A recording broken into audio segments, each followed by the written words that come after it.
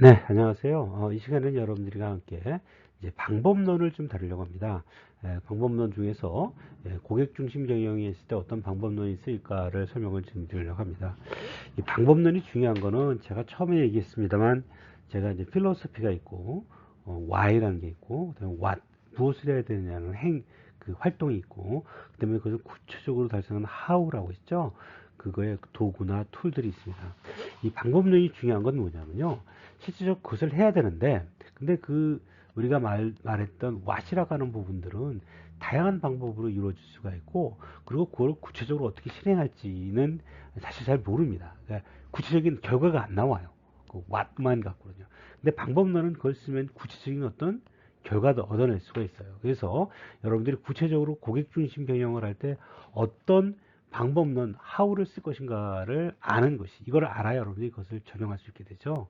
그래서 사실 많은 경우에 품질 경영이 방법론들을 많이 가르쳐 줍니다. 근데 이제 문제는 뭐냐면 이 방법론들이 항상 다 이제 어삼션이 있고 목적이 있고 다 그렇습니다. 거기에 맞게끔 쓰여야 되는 거예요. 근데 그거에 맞게끔 쓰지 않으면 사실은 방법론은 별로 의미가 없을 수가 있어요. 그래서 여러분들이 방법론을 두 개를 생각해야 돼요. 내가 이걸 달성하려는 게 뭔가? 그리고 구체적으로 얘를 실행하는 거에 대한 디테일을 이해하셔서 여러분들이 실행할 수 있었으면 좋겠다는 게 기본적인 생각입니다. 그래서 고객 중심 활동들에 대해서 여러 가지 방법론을 설명을 드릴 거고요. 그다음에 저희가 이제 프로세스 가게 되는 것도 프로세스 개념에서 구체적인 방법론들을 이렇게 설명을 드릴 겁니다. 그거에 비해서 아마 이제 전속 참여나 그 리더십 파트는 방법론이 좀 나오긴 나옵니다만 그렇게 많은 시간을 할애하지는 않을 것 같습니다. 그래서 저희가 이 방법론으로 크게 한 네 가지 정도를 여러분들이랑 같이 다루려고 해요. 첫 번째는 고객 만족도 조사, 그러니까 커스터머 세티스팩션 서베이라고 할 수 있죠. 그 다음에 참 재밌는 개념인데요. 이게 이제 카노가 만든 매력적 품질과 다양적 품질을 를 어떻게 측정할 수 있을까 하는 그런 방법론이 있고요. 그리고 우리가 서비스 품질이라고 서비스 퀄리티라고 하는 것을 품질을 측정하는 것을 이제 서브 퀄이라고 하는데 이게 서비스 퀄리티라는 거의 약자예요. 서브 퀄에 대해서 우리가 어떻게 서비스 퀄리티를 측정하는지 이것도 구체적인 방법론을 만들어 놨습니다. 그다음에 마지막으로 여러분들이 하려고 하는 것은 퀄리티 펑션 디플로이먼트라고 하는 건데요. 이 QFT라고 하는 것은 실제적으로 어떤 걸 하는 거냐면 그러니까 고객의 요구사항을 파악했는데 그 고객의 요구사항을 뭐로 연결하는 것을 하려고 하는 거면 실질적으로 회사 내 어떤 스펙으로 연결시키려고 하는 것입니다. 그러니까 이게 어디서 나오냐면 우리가 첫 번째 고객을 이해하는 것은 언더스탠딩 갭이라고 했잖아요. 그 다음에 디자인 갭이라는 게 있습니다. 내가 고객의 요구사항을 파악을 했는데 그게 그 고객의 요구사항에 맞게끔 설계를 하느냐? 그게 잘 안 이루어져요. 왜냐하면 엔지니어링 파트에 있는 사람이랑 마케팅 사람들이 너무 다르기 때문에 커뮤니케이션이 잘 안 돼요. 그래서 그걸 해결하는 방법론으로서 이제 QFT라고 하는 툴들을 만들어냈어요. 그래서 이 QFT 툴을 사용합니다. 이 네 가지 방법론들은요, 진짜 어마어마하게 많이 사용되는 방법론들이에요. 그래서 여러분들이 각각 방법론들을 익숙해 하셨으면 좋겠고요. 아마 두 번째 숙제로 이 작업을 하는 것을 여러분의 두 번째 홈워크, 틈 프로젝트로 여러분들이 작업을 시작하게 될 가능성이 있습니다. 그러면 첫 번째 우리 고객 만족도 조사에 대해서 좀 설명을 좀 드리려고 합니다. 자, 고객 만족 조사란 무엇인가를 했죠. 고객 만족도 조사, Customer Satisfaction Survey라고 얘기를 했네요. 란 기업에 대한 제품과 서비스에 대해서 하나가 아니라 여러 가지 팩터들이 있겠죠. 여러 가지 팩터들에 대해서 고객들의 인식이 어떻게 되는지를 측정하는 작업을 우리가 고객 만족도 조사라고 합니다. 왜 그러냐면 우리가 그냥 고객 만족 조사를 할 때는 만족하십니까? 안 만족하십니까? 하고 딱 하나만 물어보는 게 아니에요. 그러니까 여러분들 학생들한테 물어볼 경우에는 이제 여러분들 저 우리 학교의 설비에 대해서 만족하십니까? 하고 여러 가지 질문을 던지고 또 뭐죠? 여러분들이 듣는 뭐 강의나 이런 거에 대해서 만족하십니까? 뭐 이런 여러 가지 항목들을 물어보겠죠. 그래서 그런 여러 가지 항목들을 물어봐서 각각에 대해서 그 고객들이 갖고 있는 퍼셉션을 측정한다는 데 참 중요한 특징이 있습니다. 그러니까 우리가 품질에 있어서 이제 perceived quality하고 뭐가 돼 있었죠? performance quality가 있다 그랬잖아요. 이제 고객이 느끼는 그 인식을 파악하려고 하는 거예요. 이게 왜 이렇게 중요하냐면 우리가 품질이라고 하는 것은 뭐로 정의했죠? 품질이라고 하는 것은 고객이 요구 조건을 충족했느냐 안 충족했느냐를 물어보는 거예요. 고객이 인식을 충족했느냐 안 충족했느냐를 찾는 방법은 이 고객의 인식이라고 하는 부분으로 할 수 있고요. 또 하나는 뭐냐면 객관적인 리얼리티로 구할 수가 있습니다. 이거는 객관적인 리얼리티라는 건 뭐냐면 우리가 그러니까 학교는 좀 그렇지만 어떤 기계라고 하면 기계가 갖고 있는 어떤 성능이 있잖아요. 뭐 컴퓨터라면 컴퓨터가 얼마나 빨리 돌아가느냐, 뭐 메모리 사이즈는 얼마냐 이런 구체적인 어떤 리얼리티가 있습니다. 근데 구체적인 리얼리티가 아니라 사람이 그냥 이거 컴퓨터 빨리 돌아가네, 이 메모리가 크네, 많이 저장할 수 있네 이렇게 느낌이랑은 실제 리얼리티는 달라요. 다른데 고객 만족도에서는 그 중에서 뭐를 이용하시다? perception, 즉 고객의 perception을 측정하는 것이 고객 만족도다 이렇게 얘기를 하고 있습니다. 그래서 고객 만족도는 사실은 고객의 요구사항이나 고객이 어떤 거에 관심을 갖고 있나 또는 고객이 어떤 거를 더 프라이어리티를 높게 생각하는지 이런 것들을 리스닝하고 이해하는 핵심적인 과학적인 방법론이라고 이제 과학적인 방법론이라고 말하는 이유는 뭐냐면 이거를 뭐로 말하죠? 숫자로 말하기 때문입니다. 이거를 그리고 이제 나중에 말씀드리겠습니다만 통계적인 방법론들을 이용해서 이런 작업들을 하게 됩니다. 그래서 통계적인 방법론들을 이용해야 되기 때문에 통계적인 방법을 이용하기 때문에 이걸 이제 과학적인 방법론이라고 얘기를 하죠. 그래서 과학적인 방법론으로 숫자가 나오기 때문에 상당히 고객 만족도 조사가 나온 다음에 그것이 이제 회사 내에서 받아들이는 효과, 또 최고 경영층이 받아들이는 효과들이 상당히 강합니다. 그냥 우리가 고객 요구사항을 쭉 써서 나열했을 경우에는 그게 그냥 많은 이야기들이잖아요. 이야기들인데 사람들이 그런 이야기를 어떤 숫자로 바라봤을 때 상당히 좀 강한 어떤 임팩트를 줄 수 있는 것들이 있습니다. 그래서 그런 면에서 상당히 중요한 의미를 갖는다고 얘기하죠. 그럼 이 고객 만족도 조사라고 하는 것은 어떻게 해야 되냐? 먼저 사실은 고객의 니즈를 식별해야만 합니다. 이 말은 무슨 말이냐면 고객 만족도 조사는 아무것도 준비가 돼 있지 않은 데서 시작하는 게 아니에요. 먼저 고객 만족도가 뭔지를 알아서 고객의 우리가 리퀘어먼트를 추출하는 방법론 있잖아요. 그걸 통해서 고객의 리퀘어먼트를 추출하는 게 첫 번째 단계예요. 이게 있어야만이 고객의 요구적 설문지를 잘 할 수 있는 거죠. 그렇기 때문에 이거를 기반으로 그 다음에 뭐죠? 고객의 설문지를 작성하게 되고요. 그리고 작성하게 된 다음에는 우리가 일반적으로 이제 전수조사를 못하기 때문에 샘플링을 하게 되겠잖아요. 그래서 적절한 샘플을 내가 수집하고 그거를 통계적으로 분석을 해야 되는 거죠.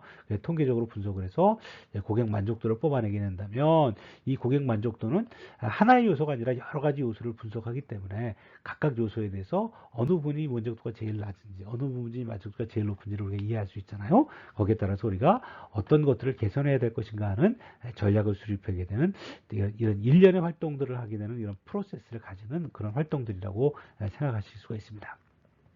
그래서 제가 좀 걱정하는 것 중에 하나는 여러분들이 고객 요구사항을 처음 만들 때 뭐죠?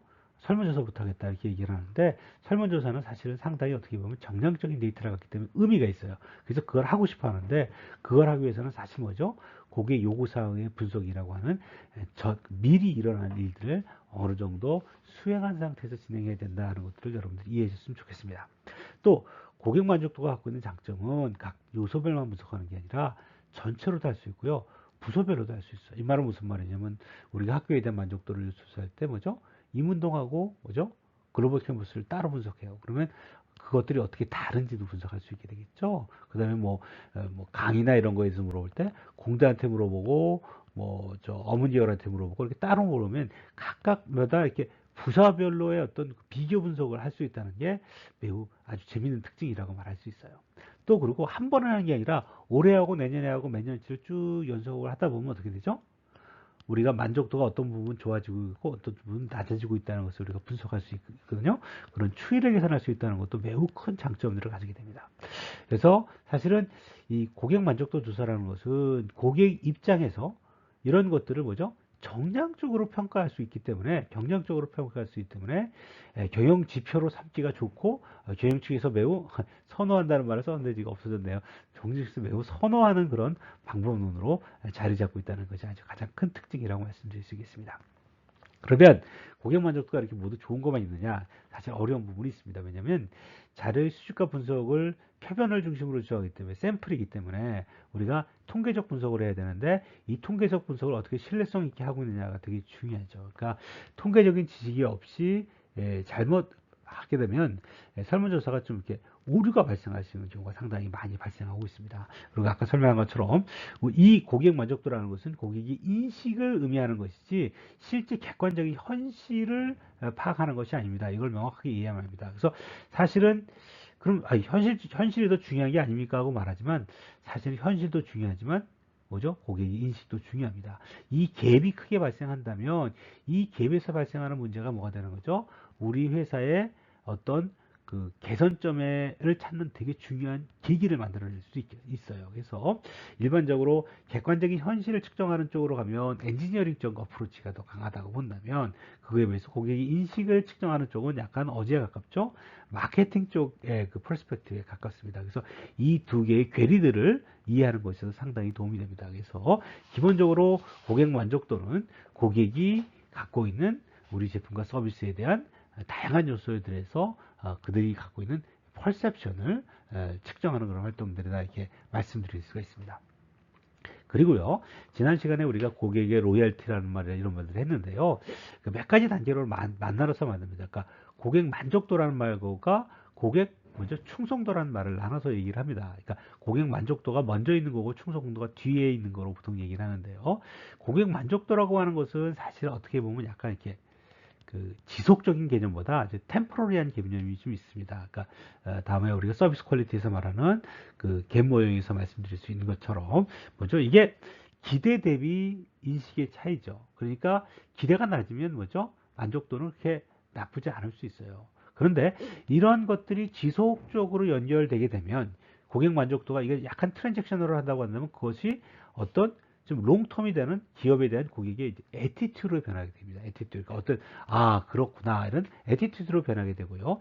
이 애티튜드로 변하게 되면 사실은 이것이 고객의 영향력에 더 큰 영향을 미친다고 얘기를 해요. 그래서 사실은 고객 만족적 개념만을 의미하지 말고 이런 애티튜드를 변화해서 고객의 행동을 직접적으로 변화시킬 수 있는 고객 충성도에 대한 것 관점으로 고객 만족도가 이렇게 뭐죠? 확장돼가는 그런 영향이 있습니다. 근데 제가 이렇게 말씀드린 이유는 뭐냐면 여러분들이 이 작업을 하는 데 있어서 내가 만족도를 측정하려고 하는 건지 고객 충성도를 하려고 하는 것인지에 따라 설문지 구성 형태가 많이 항목들이 좀 변화가 되거든요. 그래서 그런 것들을 어떻게 활용할 것인지에 대해서 여러분들이 정확하게 이해하고 이 고객 만족도 조사를 실행하는 것이 필요하다 이렇게 말씀드릴 수 있겠습니다. 지금 말씀드린 것처럼 고객 그 만족도가 갖고 있는 큰 장점이라고 하는 것은 계속 할 수 있다는 거죠. 정기적으로 수행한다는 걸 갈 수 있고요. 이 정기적으로 데이터를 모야만 뭐가 되는 거죠? 의미를 가질 경우가 많습니다. 한 번 하는 건 별 의미가 없어요. 즉 고객 만족도가 어떻게 지속적으로 변화하는지를 내가 이해하려고 하는 것들이라고 생각할 수 있겠죠. 그래서 조직 관점에서는 특정 시점에 한 번에 하는 것보다 지속적으로 그 결과를 체계적으로 분석하는 것이 실질적으로 우리 프로세스를 개선하는 데 되게 큰 영향을 줍니다. 저는 고객 만족도의 가장 큰 장점은 정량성이라고 합니다. 즉 얘는 숫자화할 수 있다는 겁니다. 이 숫자화할 수 있다는 것은 사실은 질문하항을 만들고 그거에 대해서 척도 점수를 부여하고 그 척도 점수를 갖고 내가 어떤 숫자를 만든다는 거죠. 예, 그게 누구죠?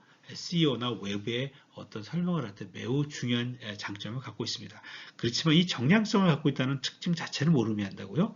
그거는 그만한 사전 지식을 갖고 있어야만 가능하고 그렇지 않으면 정량화가 잘못될 수 있다는 겁니다. 이 정량성의 원칙을 얘기할 때 중요한 부분이 뭐냐면요. 얘를 얼마나 정확하게 얻을 수 있냐는 것이 중요하게 됩니다. 그 중에 가장 중요한 부분은 설문조사가 내가 샘플을 제대로 모았는지 되게 중요한 이슈들이요. 그리고 과연 내가 조사 항목에 있어서 경영시대를 충분히 파악할 수 있는지 아까 계속 말씀드린 것처럼 익스플로티브하게 내가 전체 이 상황을 얼마나 잘 이해하고 있는지에 따라 달라지는 겁니다. 그리고 이런 방법론들이 얼마나 정확한지를 내가 이해해야 되죠. 그래서 이 정확성이 얼마나 담보되는지를 알고 있어야만 합니다.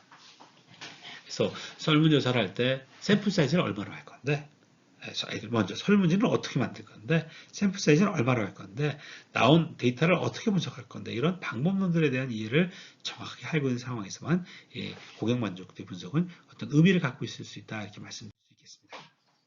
그래서 이 고객 만족도를 하는 프로세스를 가만히 보면요. 먼저 고객의 측정 범위를 설정을 해야 됩니다. 즉 내가 과연 어떤 서비스, 어떤 제품에 대해서 만족도를 조사할 것인가를 명확하게 알아야 돼요. 항상 말씀드렸지만 뭘 하려고 하는 건데 어떤 일을 하려고 하는 목적이 뭐고, 그걸 정확하게 알아야 돼요. 과연 내가 무슨 고객의 어떤 서비스의 어떤 부분에 대해서 내가 만족도를 조사해야 될지 정확히 알아야 되고요. 그 다음에 제일 중요한 부분은 제가 계속 말씀드린 고객의 요구 사건이 뭔지를 먼저 도출해야 돼요. 즉, 내가 설문지를 구성해야 되는데 이 설문지를 구성하기 위해서는 과연 고객이 뭘 물어봐야 되는지 내가 알아야 될 거 아니에요. 이거를 정확하게 모르는 상태에서는 사실은 설문지를 만든다는 것 자체가 의미가 없습니다. 그래서 사실은 우리가 고객의 요구사항을 분석하는 얘기를 쭉 했잖아요. 즉, 기존에 했던 제일 중요한 게 아마 기존에 했던 설문조사를 먼저 보는 게 제일 중요합니다. 나랑 유사한 설문조사가 어제 있었고 그게 뭔지를 이해하는 게 제일 중요하다고 생각할 수 있습니다. 그래서 그걸 먼저 하고 그 다음에 뭐죠? 고객 인터뷰를 하고 또 포커스 그룹 인터뷰를 하고 여러 가지 채널을 통해서 고객 요구 조건을 이해해야만 내가 뭘 만들 수 있는 거죠? 설문지를 만들 수 있습니다. 물론 설문지를 몇 단계로 나눠서 만들 수 있죠. 그걸 모르는 상태에서 아주 탐색적인 설문지를 만들었다면 내가 정확하게 이해하고 있어야 됩니다. 이 설문지는 탐색적인 설문지다. 그리고 상당히 질문이 오픈 퀘션이 될 가능성이 높습니다. 클로즈 퀘션이 아니라 딱딱 물어봐서 답변을 만족합니다, 안 만족합니다 물어보는 게 아니라 어떻게 생각하십니까? 글로 써주십시오. 이렇게 만드는 설문지일 가능성이 있고요. 그것은 내가 설문지를 만들 때 그런 목적으로 만들었다는 걸 정확히 이해만 합니다. 그것이 마치 최종 단계에서 지표를 통해서 뭔가 설문지를 정보를 얻어내는 고객 만족 설문지랑 구분해야만 한다는 설명을 말씀드릴 수 있겠습니다. 그래서 사실은 이 단계가 되게 중요한 단계다 이렇게 말씀드릴 수 있겠어요. 즉 고객의 요구 조건을 파악해서 과연 뭘까? 이거 우리가 이미 처음에 설명을 드렸던 분야. 파악하고 난 다음에 만일 그거를 우리가 어느 정도 파악했다면 설문지를 항목별로 파악해서 설문지를 만들게 될 테고요.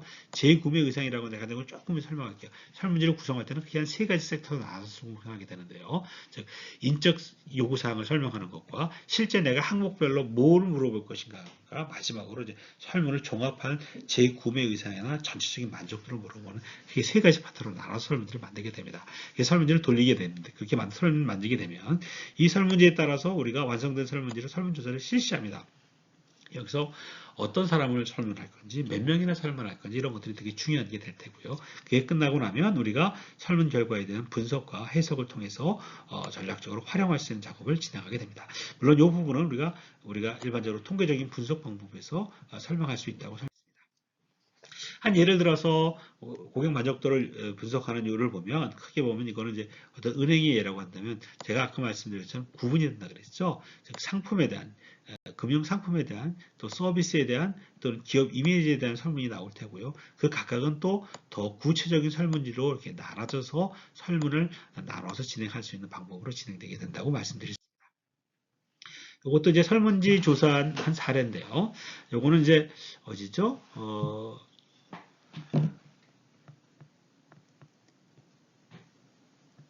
박물관에 대한 서비스에 대한 조사네요. 제가 말씀드린 것처럼 설문지를 설명하기 전에 제일 먼저 기본적인 전체적인 질문을 먼저 합니다.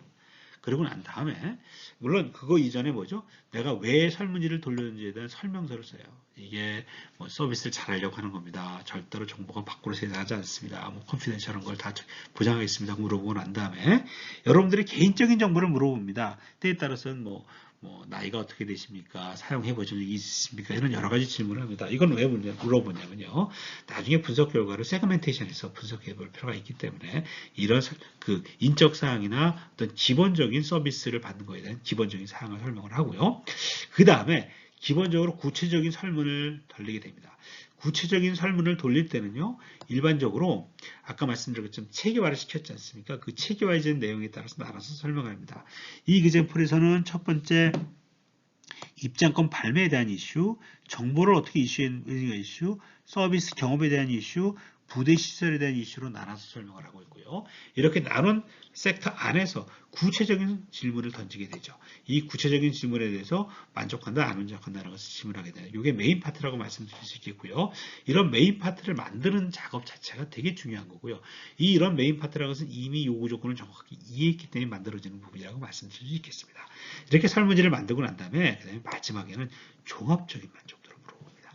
종합적인 만족도를 물어보고 때에 따라서는 좀 오픈 퀘션을 물어볼 때 답할 수 있는 것들을 설문지를 물어보게 됩니다. 이렇게 한 이유는 뭐냐면요. 나중에 이들 중에서 이 종합적인 만족도에 어떤 게 영향력을 가장 미치는지를 또 파악하기 위해서 만들어진다고 얘기할 수 있겠습니다. 그래서 설문지를 만들 때는 저는 크게 한 3가지 그룹으로 나눠서 만들으라고 얘기를 합니다. 첫째로 설문지를 하는 사람들의 기본적인 특성과 나중에 세그멘테이션 분석을 하기 위해서 하는 정보를 하나 모은 거라고 말씀드릴 수 있겠고요. 두 번째는 뭐라고 그랬죠? 내가 물어보려고 하는 것을 체계화시키는 어떤 설문지가 나올 수 있겠고요. 그리고 마지막으로는 이 종합적인 만족을 통한 어떤 것을 물어보고 나중에 이 종합적인 만족도에 대한 내용들을 비교 분석하는 형태로 설문지를 만들어주라 이렇게 얘기를 합니다. 뒤에 이제 사례를 하나 붙였는데요. 이 사례는 제가 다음 시간에 설명을 드리도록 하겠습니다. 시간이 지금 너무 지나는 대로 읽을 수 없는 여기까지 진행하는 걸로 하겠습니다. 예, 이 사례는 제가 한국통신, 그 당시에는 한국통신이라고 요새 KT로 바뀌었죠. 거기서 이제 고객 만족도를 조사한 사례를 하나 여러분들한테 설명을 드리려고 합니다. 이 작업을 한 거는 꽤 오래 전에 한 겁니다. 한 20년 전이 됐는데요. 뭐 그 원칙은 크게 변화가 없기 때문에 제가 그냥 옛날에 했던 내용들을 좀 갖고 여러분들 설명을 드리겠습니다. 제가 그 당시 이제 한국통신에서 이제 사실은 저는 제일 먼저 한 일은 이제 객관적 품질을 측정하는 작업을 했었습니다. 그래서 어떤 작업을 했냐면 이제 망에 네트워크에 있어서 망에 퀄리티를 측정할 수 있는 어떤 시스템들을 이제 설치하고 그 데이터를 모아서 분석하고 또 고객 서비스를 위한 여러 가지 지표들을 모을 수 있는 그런 시스템들을 먼저 구축을 했어요. 그 구축이 끝나고 나니까 이건 이제 리얼리티에 대한 문제죠. 리얼 퍼포먼스에 대한 엔지니어링적 관점이기 때문에 그 다음에 이제 마케팅 쪽에서는 그렇다면 일단 품질적으로 이해하려고 하니까 고객 만족도 조사를 좀 해줬으면 좋겠다는 얘기를 체계를 잡아줬으면 좋겠다는 얘기를 들었었어요. 그래서 제가 이 문제를 이제 시작을 하려고 했는데 그 당시 이제 한국통신에서는 이런 작업을 하려고 하면 제일 먼저 이제 가장 잘 나가는 AT&T라는 그 회사가 있었으니까 AT&T는 어떻게 하는데 하고 물어봅니다. 그래서 AT&T 사례를 먼저 이제 분석을 하게 됐죠. 그래서 이제 AT&T 상황을 봤는데 AT&T가 고객 만족도를 지속적으로 측정을 해왔어요. 지속적으로 측정했어요. 그런데 이제 문제가 있었습니다. 이제 문제가 뭐냐면 그 경쟁이 심화되니까 고객 만족도는 지속적으로 높았어요. 지속적으로 높였는데 그 고객에 대한 그 시장 점유율은 지속적으로 감소하기 시작하는 거예요. 그러니까 이제 고민이 생기는 거죠. 고객 만족도는 높아지는데 시장 점유율은 높아지는 거죠. 계속 고객 만족도는 좋은데 90대가 높은 거니까 시장 만족도는 그러니까 시장 점유율이 계속 떨어지고 있는 거예요. 자, 그러면 AT&T 입장에서는 이게 웬일이지? 하는 고민이 생기게 되겠죠. 첫 번째는 뭐냐면 내가 고객 만족도하고 뭐죠? 누구는 시장 점유율은 상관관계가 없다 이런 판단을 할 수 있는 거고요. 두 번째는 내가 고객 만족도를 잘못 측정했다 이렇게 생각할 수가 있는 거예요. 근데 이 당시 고객 만족도의 측정의 가장 큰 문제는 뭐였냐면요. 그 당시 KT도 똑같은 방식, 옛날의 방식을 사용하고 있는데 여러 개의 부문을 나눠서 거기에 따라서 굿이나 엑셀런트를 받은 거를 몇 퍼센트를 갖고 있는지를 갖고 고객 만족도로 전반적으로 산정을 했었습니다. 즉 굿과 엑셀런트를 몽땅 다 가진 값이 90%라는 거죠. 근데 90%는 별 문제가 없이 유지됐다는 거예요. 근데 제가 그 고객 충성도에서 얘기를 했고 고객 만족도에 있어서 굿과 엑셀런트의 차이점에 대해서 좀 설명을 앞에 했었잖아요. 문제는 뭐냐면요. 이 굿을 만족하는 회사는 뭐가 되죠? 지속적으로 재구매를 하지 않는 상황이 발생하는 겁니다. 이때 80년대 이제 미국에서 어떤 일이 일어났냐면 그 당시 이제 전화 시장에서 지금은 이제 전화가 별로 중요하지만 그 당시 장거리 전화가 되게 중요했었습니다. 장거리 시장에서 경쟁자가 나오기 시작한 거예요. MCI라고 하는 경쟁자가 나왔습니다. 그러니까 MCI라는 경쟁자로 이제 얘가 빠져나가기 시작하는 거예요. 빠져나가기 시작하는 거예요. 그러니까 그렇다면 우리가 뭐가 되는 거죠? 기존에 있는 고객 만족도 추정 체계가 뭔가 한계가 있다 하는 그런 생각을 하게 된 거죠. 그래서 이걸 어떻게 해결할 것인가를 AT&T에서 많이 고민을 했었습니다. 고민을 하고 난 다음에 AT&T에서 어떤 생각을 하냐면 새로운 고객 만족도 체계를 만들겠다는 거죠. 그게 이 사람이 CVA라고 하는 Customer Value Added라는 개념을 만들어냅니다. 여기서 Customer Value Added를 만들어내는 것은 일단 value라는 얘기가 들어갔잖아요. value라는 얘기가 들어갔으면 뭐가 들어간 거죠? 가치라는 얘기니까 가격이라는 얘기가 들어가는 거예요. 사실은 이 가치라고 하는 개념이 들어간다는 것이 좀 중요한 의미고요. 그리고 사실은 이 만족도만을 측정하는 것이 아니라 이 만족도와 가치를 측정해야 된다는 개념으로 확장시켰고요.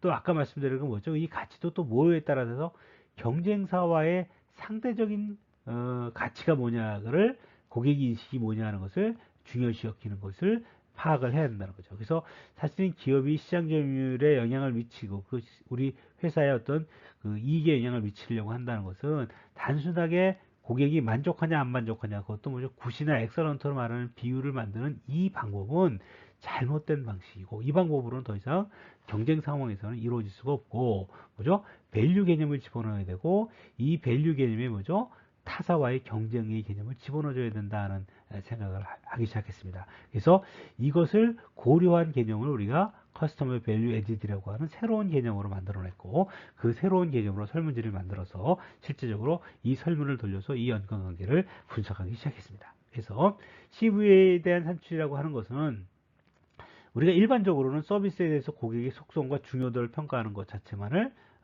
상당히 중요시 여겼죠. 근데 이제 이것만을 설명하는 것이 아니라 사실은 뭐죠? 이게 공급자별로 이게 어느 게 더 높으냐 낮으냐를 평가할 필요가 있다는 거죠. 그러니까 경쟁 상태보다 높으냐 낮으냐를 평가할 수 있어야 되고 또 재구매를 하기 위해서는 가치라고 하는 부분을 고려해 주는 것이 필요하다는 겁니다. 그래서 가치를 비교해서 서로 상대평가하는 것이 필요하다는 것을 파악하기 시작했었습니다. 이 당시가 이제 제가 90년대 중반 때였는데, 중후반 때였는데, 그 당시 이제 한국통신은, 여러분들이 이제 잘 모르시겠지만, 지금은 데이콤 이런, 그 뭐죠? 데이콤이라고 하는 경쟁사가 있었습니다. 지금처럼 뭐죠? 그러니까 SK텔레콤 뭐 이렇게 이런 상태가 아니었고, 그때는 유선전화였죠. 지금도 마찬가지예요. SK텔레콤, 뭐 KT, 또 뭐죠? LVU 플러스라는 세 개의 회사가 있잖아요. 이 세 개의 회사가 서로 경쟁하는 문제가 이 문제랑 같은 문제가 있을 수 있습니다. 이럴 수가 있는데, 이 고객 만족도 조사에서 단순하게 우리가 말했던 서비스 품질로만 설명하는 것이 아니라 두 가지 개념을 더 넣은 거죠. 세 가지 개념이야. 가치라는 개념을 집어넣었고요.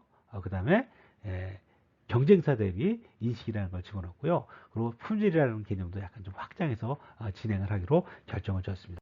그래서 우리가 고객 만족도의 패러다임을 좀 더 확장시킨 거죠.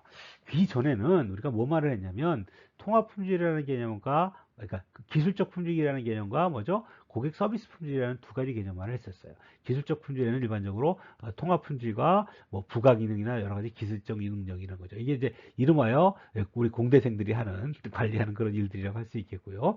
또 그것뿐만 아니라 우리가 마케팅 지원이나 어떤 뭐 증설이나 고장 수리나 어떤 요금에 관계된 여러 가지 뭐죠? 설명이나 이런 것들 있잖아요. 그런 걸 우리가 대고객 서비스 품질이라고 하는 이 품질에 대해서 관심이 있었고 과거에는 뭐죠? 고객 만족도에서는 요거, 서비스 품질이라고 이거에 대한 고객의 퍼셉션을 구해왔던 거예요. 그리고 이거의 퍼셉션도 우리가 어떻게 한 거죠? 만족, 매우 만족에서 두 개 합쳐서 그게 있으면 몇 %다고 해서 그냥 그것만을 이용해서 단순하게 사용했다는 거죠. 근데 이런 상황에서는 뭐가 발생합니까? 경쟁 상황이 발생했을 때 고객이 뭐죠? 로열 커스터머가 되지 않고 계속 재구매를 하지 않는 그런 문제점들이 발생했다는 거죠. 자, 그래서 우리가 무슨 개념을 집어넣냐면 당연히 가치라는 개념을 집어넣죠. 고객 가치라는 개념을 집어넣어야 되기 때문에 뭐가 되는 거니까? 그러면 가격에 대한 퍼셉션, 이것도 절대 가격이 아닙니다. 가격에 대한 사람들의 퍼셉션을 물어보기 시작합니다. 그래서 사실은 서비스 품질이라고 하는 개념과 가격인가를 합친 것을 우리가 고객 가치라고 하는 개념으로 설명을 했고요. 고객 가치라는 걸 설명을 했고요. 그 다음에 어떤 개념을 더 집어넣냐면 브랜드 이미지라는 개념을 집어넣었습니다. 이게 애티튜드에 영향을 미치는 거죠. 그래서 실제적으로 재구매에 영향을 미치는 건 이 세 가지가 같이 영향을 미친다고 생각을 한 거예요. 그래서 실제적으로 설문조사를 어떻게 했냐면요. 서비스 품질, 고객 가치, 기업 이미지를 같이 물어봅니다. 이걸 같이 물어봐서 이 카테고리를 옛날에는 이 카테고리까지만 설문조사를 했죠. 고객 만족도 이 카테고리까지만 설문조사를 했는데 이제는 카테고리를 훨씬 더 넓힌 카테고리로 설문조사를 하는 설문조사를 바꿨고요.